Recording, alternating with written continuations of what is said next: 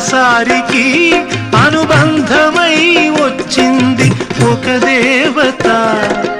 ఇంత చోటులోనే అంత మనసు ఉంచి, ఇంత చోటులోనే అంత మనసు ఉంచి నా సొంతమే అయ్యింది ప్రియురాలిగా.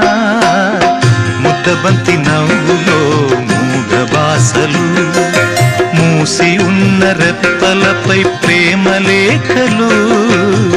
ముద్దబంతి నవ్వులో మూగ బాసలు.